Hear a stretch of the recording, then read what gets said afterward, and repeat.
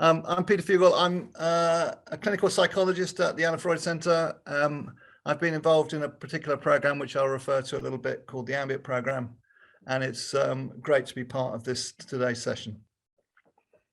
Hi everybody, my name's Lyndsey Mortimer. I'm a service delivery manager in Leeds, and I am the lead for the Supporting Families programme here. What we have just talked about before you've all arrived is that because we're recording this, you've, I think, all been advised to switch off your cameras and your microphones. So we'd really encourage you to use the chat function if there's anything that you want to comment on throughout the presentation, and then we'll switch off the recording function when we get to the Q&A bit, and you can put your cameras on and your microphones on, and then we can have a bit of discussion. I hope that makes sense for everybody. Okay. Oh, you can't turn them on at all. Thanks, Russell. Everyone will be able to on the Q&A section. Brilliant. Thanks, Billy. Okay. We're really aware that maybe quite a lot of you have listened for 2.5 hours already to lots of people talking. So our intention is to present some stuff to you, and then we'll have 15-20 minutes for discussion. So if we crack on with that, because I think by now people will be keen. I certainly do in these kind of sessions. I'm keen to start sharing my own thoughts about things. So hang on, I've got something in the middle. Okay. So there'll be 3 bits of this. I'm going to talk for about 10-12 minutes on relational practice in general. Then Lindsay's going to talk about the application of relational practice to the work of her service in Leeds, which I think is really the meat of the sandwich, if I can call it that. And then we'll have time for discussion overall. So just quickly, Paul, if you can move us on. Okay, so purpose. We're just going to say what we mean by relational practice, to connect those ideas to family hubs, to provide an example, and then to have some discussion. Okay. So really, relational practice I'm going to deal with in one slide. I think the problem with relational practice is that I've not ever met anyone who disagrees with it. So this is fine in some ways, because it means everybody can nod appreciatively, but it means it's got some limitations in terms of its ideas. So what do we mean by relational practice? Putting relationships at the center of our work. I've honestly never met a practitioner who says, no, I don't want to do that.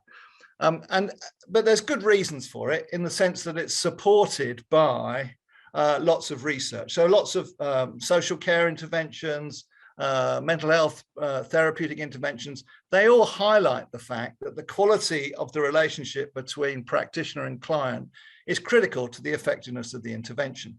So again, we're on pretty solid ground here. And there are many, many different ways of doing relational practice. There isn't one way of doing it. So in here, restorative practice is the one that Lindsay's going to illustrate. I tend to work in a more mentalization-based approach.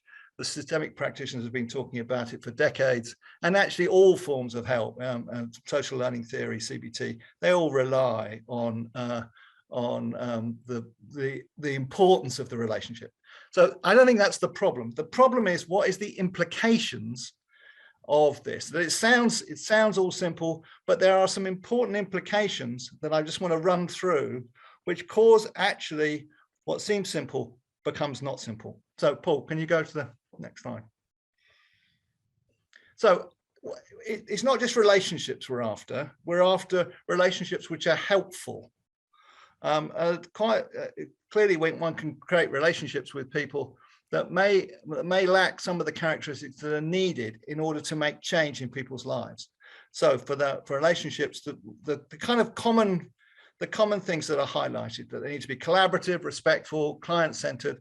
In my language, mentalized, people need to feel understood, recognized, have a sense of that the helper, if I call it that, has a feeling of what it's like to be them. that they need to have some trust in the process, and it needs to be purposeful. So you can have relationships. If you don't have some of these things, then some of the effectiveness of those relationships may not come through. Paul, can you go through? Okay, now, so in creating helping relationships, there are a number of sort of snags that immediately come up. And I want to focus on the snags more than just the principle itself, which I think is non-controversial. So the first is around the role of power. And there's a wonderful book by a guy called Edgar Schein, called Helping, who talks about the fact that any kind of process of somebody asking for help from somebody else opens up a sense of vulnerability. So first thing I wanted to just highlight was aspects of power. Now, when I'm talking about helping, I'm talking about helping just as part of normal social interaction, not necessarily as part of a professional relationship. And I suppose one of the things that then becomes exacerbated is when helping is in the context of professional relationships. So the differences in power need to be attended to. Again, I'm not suggesting in this context that people wouldn't have thought of that. But I suppose one of the things that is an aspect of family hubs is it's trying to position families and clients, families, young people, children and babies, so that it's addressing and trying to kind of mitigate some of the effects of the fact that any help-seeking process will introduce aspects of vulnerability and potential aspects of powerlessness. So two things need to change. We need to position parents in a more equitable position, and that's part of family hubs. And the second is we need to change professional practice. Well, I don't know if we need to. Many practitioners already have completely onto this. But there's two things I suppose that are indications of this. Is that in restorative practice, the emphasis is on working with, and Lindsay will talk about this a lot, rather than working to or for or at or other sort of things. And in ambit, the kind of the mentalizing approach, the focus is on really trying to stay very close to what's it like to be the person who you're trying to be helpful to. The kind of markers that show that one is really kind of attending to these things is if the professional, the practitioner, the therapist, the youth worker, whoever it is, changes their behavior in response to what they learn about the client. It's the change of behavior that often is the critical marker that things are actually, we're actually involved in relational practice. And I'll come back to that if people want to ask me questions about that. Okay, keep going, Paul. I've got about 3 minutes to get through the rest. Okay, the second kind of critical thing that, again, relational practice is all easy when everybody trusts everybody. But in the difficulty is that for many, for families, particularly more marginalized families, the expectations of assuming that trust is present can't be assumed, and that mistrust of helping agencies is common. And a part of a relational approach is how to take seriously the problems of mistrust, how to be interested in the problems of mistrust, and how to really kind of engage with people's sense that maybe things have their mistrust isn't because it makes sense. I suppose that's the kind of critical thing. But often for families who've had all sorts of difficult experiences, either within their families or with previous professional engagements, that mistrust makes sense rather than it being seen as some kind of problem that the client has. Paul, can you keep going?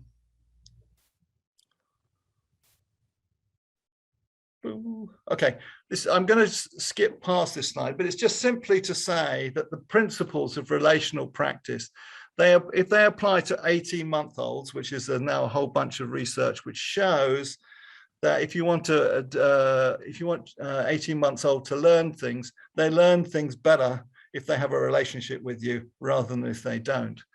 So if it works well for 18-months-old, it works good for me, because that's a tough bar to reach. I just wanted to refer to that. Keep going. Okay, a second kind of aspect of relational practice is around the need for in the collaboration. This is again the theme of how do professionals change their behaviour. Is that all of us have practice, and we're all trained to be helpful in particular ways. Therapists are trained in particular ways, social workers, youth workers, we're all trained in our particular ways. The kind of interesting challenge about relational practice is starting from the position of what do clients, what do they want help with, and how do they like to be helped? And the Supporting Families initiative, I think, has been particularly interesting in this. It starts with working with families with multiple problems and multiple needs, and inviting them to identify which part of their particular life difficulties they want help with first. This is, I think, a really kind of key principle of relational practice. It's not for us to decide what help, what people need help with, but to listen hard to what they find as helpful. The second prime principle is that the diversity of help. That in family hubs, it's not just simply how our relationship, if I can say, our professionals' relationships to clients, to families, to young people and children, but there is a diversity of forms of help which can be supported in family hubs. How families help families, multifamily practice would be an example, or peer support for both parents and for young people, is a critical aspect of how help can be developed in a relational way. Okay, I'm going to move past that because Lindsay's going to talk about restorative practice.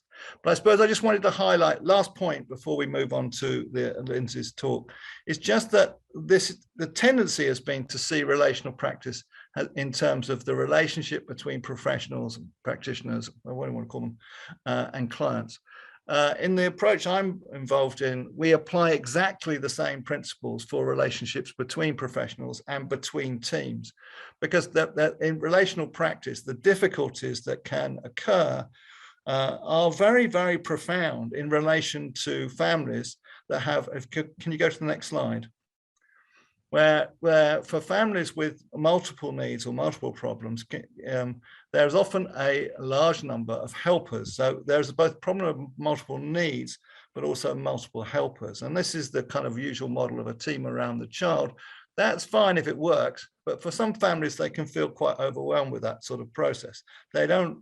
We're often told what we'd like best is could we find ways that everyone could go away. The next model, I'm very mindful of time, is to try to invest more in trusting relationships rather than multiple relationships. And so in the ambit approach, we're very keen to try to be very interested and curious in who do families, young people, children, who do they see as helpful to them rather than who should be helpful to them. And the last slide is just how do we get there? In terms of the question, if we're going to encourage, can you go to the next slide? Yeah, just the last bit is around developing relational practice. I feel a bit strongly about this, but there's the idea that you can train a workforce in relational practice, I think, is not the right way to start, because a relational practice approach to training and support recognizes strengths in the workforce, which are often enormous and often sometimes can be minimized when the new initiatives come to town. In ambit, we spend a whole day with teams talking to them about what they want to be trained in. And this would be exactly the same kind of model that one would apply to working with families. That we start by being interested in how they see the world, rather than how we think they need to be helped by us.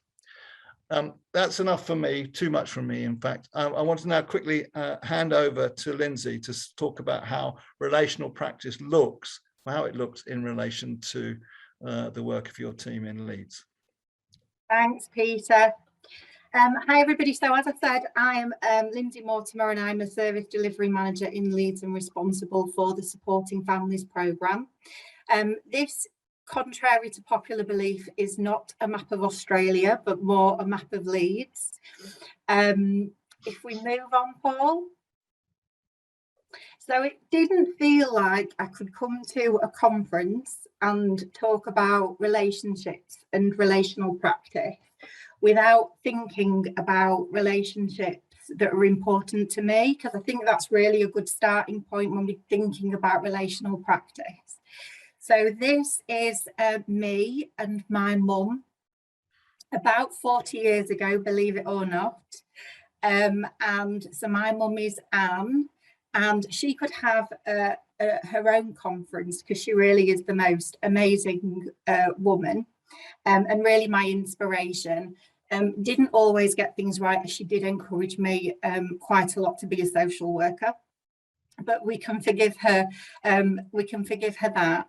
But I think, oh, you can only see Peter's face. Please, can we see the speaker? Oh, I am here. there you go. Oh, can you see me now? You don't need to see me. Oh, that's great, Emma. So yeah, so this is, so in thinking about relationships, I think it's really important, and thinking about relational practice, I think it's really important to think about your own values and you know, the blueprint that you might have in terms of the relationships that you've had, whether they've been good relationships or other relationships. And really, I think this signifies, I suppose, my practice in a lot of ways, and the ways in which I like to think that I work relationally with people.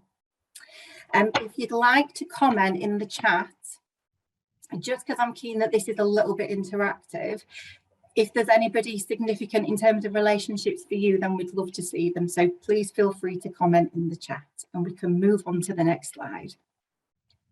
So just to say a little bit about Leeds, so we're the second largest core city in England. We have a fast growing population and 168,000 children and young people in the city. We're a very diverse city, like most cities are, and oh, that's lovely, Rosabelle. We're a very diverse city, like lots are, in terms of having lots of affluent areas in Leeds, but we also have some very deprived inner city neighbourhoods in the country. We're ambitious, we're a successful council, we have a strong history of good partnership working, which again relates to relational practice. And that's with public and private sectors, and also local businesses. And some of you may be familiar with the child-friendly Leeds strategy. And we also have a strong track record of public service reform and improvement in the city. And we were judged to be outstanding in 2018 by Ofsted, and previously we had been inadequate in 2009. And what I would say is that the relational and restorative approach that we applied to our services within the city were really key to making that shift.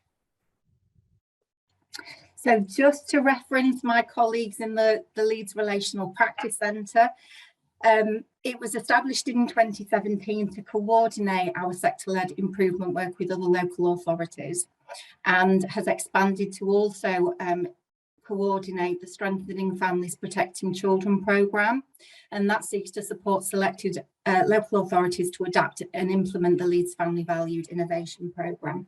It's led by our previous director, who was Steve Walker. Our current director is Celine Tariq, but it aims to improve children's services through the power of relationship-based practice. And if anybody would like any more information, the details are there, and we can also pop them in the chat at some point if anybody would like that information. So it felt, when I was thinking about putting this sort of presentation together, that a really good starting point was to think about the Leeds practice model. And the Leeds practice model is something that came about after there were some key findings from a social care audit. And what that identified was that practice wasn't always restorative, so there was too much doing 2 and 4 families. We weren't always consistent, so language that we used across services wasn't consistent. We didn't always understand what we meant. We were using different approaches, and that was really confusing for families. And that we often lacked really thorough analysis. So what we would do is we would go through a menu of options for families, and they would then experience the revolving door of services, and we weren't quite understanding the problem and identifying the right solution with them to address those needs.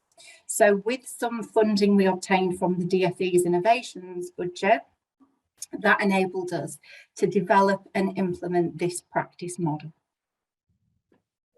We're now going to play you, if it works, fingers crossed, a video which is basically about our early help strategy in the city. Right conversations. Right people. Right time. How we offer early help to children and families in Leeds. Early help in Leeds is when services work together to help families as soon as they need it. What families tell us they want. Right conversations. Right people. Right time. Means talking to families about what support they need. Sometimes the best person to help is someone the families already know. And this happens quickly so they don't have to wait. If children are supported to go to nurseries, schools and college, this will help them to have a better health and well-being and more likely to get a job when they're grown up. We want children in Leeds to have friends and hobbies and lots of opportunities to play. The Leeds Practice Framework helps practitioners to work with families in Leeds. We think this is really important. For more information, you can contact the Rethink team at rethink.team@leeds.gov.uk. Early help is everybody's business. If we identify a child that needs extra support, we will talk to the family to think about what might help. If the help a child needs can't be given by just one person, we will do an early help assessment with the family and other workers to think about what might help. If anybody's worried about a child at risk, they can call the front door. Our commitment is that we will provide help and support by the right person to those who need it when they need it.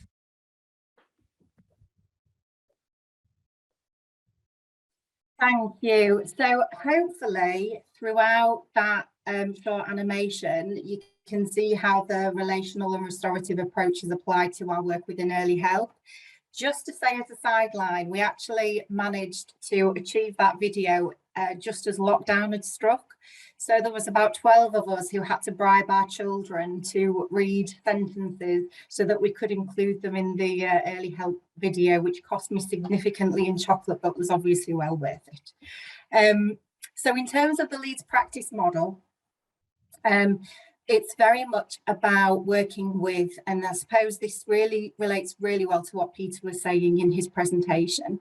So it's about bringing together aspects of best practice and what we know to be useful when assessing, implementing and evaluating what we do. And it aligns naturally to working restoratively with both families and colleagues. So as Peter referenced, relational and restorative practice within the city is not just about our work with families, but it's about our work with our peers, our teams, our managers and our senior leadership team. One of the things that I thought was important to reference, but I am by no means an expert, and I think this might have been covered in some of the information provided today, but if not, there is lots of information online, is about implementation science. And what we know from implementation science is that if you provide training alone, you have a 23% chance of that new thing being successful. If you provide training and coaching, you are increasing that productivity to 88%. And that if you have an implementation team, which is something through the DfE funding we managed to implement, within 17 years without that team, there's a 14% chance of success and of achieving the outcomes you want. But with an implementation team, you will achieve 80% of success within 3 years. So that's actually quite a significant difference by having an implementation team and applying implementation science. So the Leeds practice model is very much about working in a multi-agency context. We do not see ourselves as lone rangers, and it's very much around the team around the child and everybody working together. And it's a thorough and integrated practice approach that utilises all means, agencies and colleagues available to us. And we meet, we talk, we think, we plan, we work and we evaluate together. It has been said that we do like sitting in circles talking about our feelings, and we do like to sit in circles. We have check-ins regularly. It's very much about bringing everybody together, slowing down, thinking things through and reflecting, and doing that as a multi-agency team. Continuous development is another area that is very important to the Leeds practice model. So it's about practitioners, managers and supervisors creating and maintaining effective and up-to-date development for all. And that individuals, teams and services should always strive to improve and base their current practice on best practice. So always learning and researching and thinking about better ways of working with families and improving the services that we offer. Now, Rethink formulation, that some of you may have heard of, and it's also sometimes known as the 6 Ps, was the tool that was introduced really to get everybody thinking about a single, unified and objective and comprehensive method of analysis to develop a better understanding of presenting issues and plans to address them. What we tended to do within the city, and still do in certain areas and certain pockets, this is something we're very much working on, is really focus on the history. And whilst the history is important, we were sometimes missing what was happening now for the family. The Rethink is a way of making sense of things through a shared language of understanding, analysing evidence and incorporating multiple perspectives. So the 6 Ps, or formulation, whichever you wish to call it, is a way of thinking about the information that we have that helps us to see the bigger picture. And it's a way of talking with families and each other that supports everyone to form a deeper understanding of what is happening right now. So as you can see in the predisposing box, that's where we would talk about the history, and it's very important and we think about that. But actually what we try to concentrate on is what's happening right now that's causing concern, and from there we can develop a plan. So the Leeds practice principles are a set of 10 restorative practice principles that create and sustain an environment of high support and high challenge. And they're principles that define how we should go about our business and how we should be working with families. And the 10 practice principles are very obvious in some senses, but really helpful as a way to kind of guide us in our day-to-day practice. So they're about always working with people, so providing high support and high challenge, and about being relationship based, so assuming that engagement and best outcomes are achieved through trusting and respectful relationships.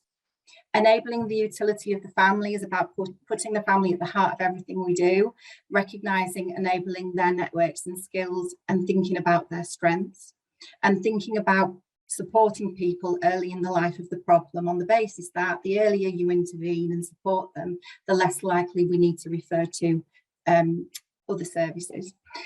That we work on the basis that we have one family, so we have one lead worker and one plan. Numbers of practitioners, too many being involved, can be very confusing for people. And we also encourage a think family, work family approach. We are systemic, formulation driven and evidence based. We work transparently with families, so we always help them understand decisions that concerns them and their families. We are strength focused, so we really seek to make sure that when we are drawing plans together with families, we're looking at what we can draw on in terms of their strengths to support them, because what they have around them will be there much longer than any professional support that is time limited. We recognise that engagement with education is a protective factor, and that accountability, evaluation and sustainability are really important in supporting people. So outcome focused supervision is where the supervisor holds the supervisee to account. A good example of how we've utilised this within the city is in our restorative early support teams, where they will meet weekly and have group supervision, which is really has been difficult and challenging for people because their work is very much transparent for their whole team to see. There was some resistance to that in the beginning because previously they would only share their work and their plans with their manager.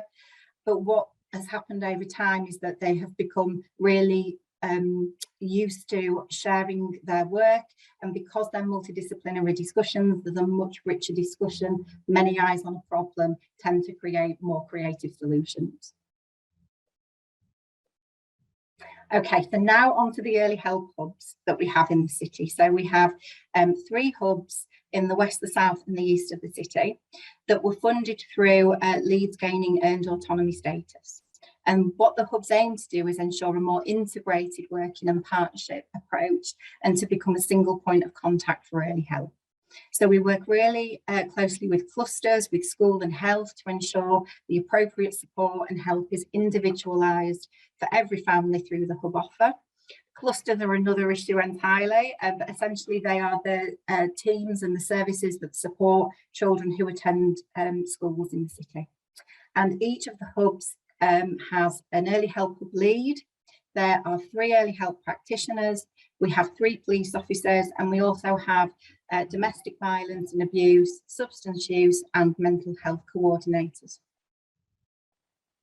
And so the hubs, when they were first implemented and continue to address culture and leadership and practice across the city, system change and silo working, really trying to make sure people are more joined up, trying to prevent the revolving door of families who experience repeat referrals when we haven't quite understood what's happening for them, and improving joined up work with schools and academies, building confidence and expertise, poverty proofing and worklessness, which are the worst terms and awful, but we've really seen with the impact of the pandemic an increase in poverty and in unemployment, and the hubs are really central to supporting families around those issues and really trying to use data to better inform the services that we're providing to communities. So what does the data tell us?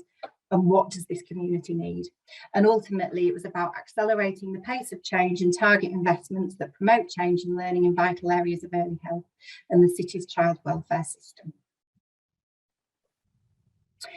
I'm not going to go through the outcomes in a lot of detail, other than to say that it's very much about thinking about our relational and restorative practice and whether families feel that they were treated with respect, to increase the quality and qualifications of early health staff, make sure that they have some opportunities for progression, and that we have key performance indicators for measuring the work with the police, and that's around protecting vulnerable people, reducing crime, attacking criminality, which again is a funny phrase, providing reassurance and providing value for money. And it's also about thinking about how relational and restorative approaches empower families and communities in the city. So our next steps in terms of our hubs, and there's some quite exciting things ahead, is that we're part of an independent evaluation by ECHARES and the DfE to think about the impact on outcomes of relational practice.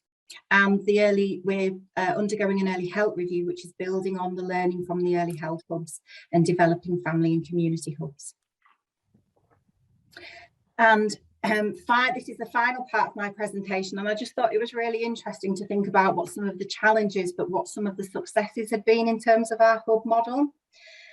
In terms of the challenges, what I can say about putting people from different disciplines together under one roof would take longer than the time we have.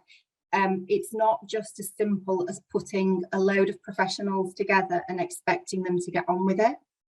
And it's really quite interesting to see how different cultures approach things. Ultimately, we all have the same goal of supporting people, but sometimes the way in which we get there can be very different, and that can cause some friction.